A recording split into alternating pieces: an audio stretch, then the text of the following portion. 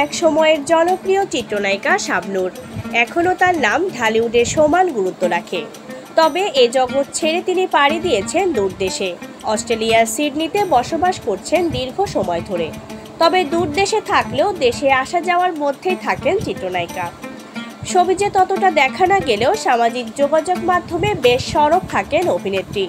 ঘরে কিংবা বাইরে কোথাও ঘুরতে গেলে ভক্ত ও দর্শকদের সঙ্গে সেই মুহূর্তগুলো শেয়ার করতে ভালোবাসেন এই চিত্রনায়িকা। মঙ্গলবার 23শে সেপ্টেম্বর কয়েকটি ছবি পোস্ট করেছেন শাবনূর। সেখানে শাবনূরকে দেখা যাচ্ছে সেই 90 দশকের স্নিগ্ধ লুকে। সাদা রঙের হাতকাটা গাউনে মিষ্টি হাসিতে মুগ্ধতা ছড়িয়েছেন তিনি। ছবি পোস্ট করে শাবনূর লিখেছেন, রোদ, ফুল এবং ভালো অনুভূতি।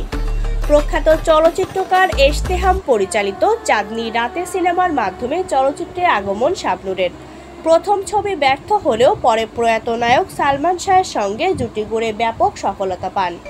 ক্যারিয়ারে রিয়াজ, শাকিল খান, ফেরদৌস, শাকিব খান সহ অনেক নায়কের সঙ্গে জুটি গড়ে অসংখ্য ব্যবসা সফল সিনেমা উপহার দিয়েছেন দর্শকদের।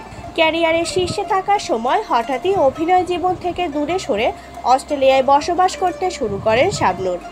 সর্বশেষ 2023 সালে শাবনূর নারীকেন্দ্রিক সিনেমা রঙ্গনায় অভিনয় করেন, যে সিনেমার কাজ এখনও শেষ হয়নি।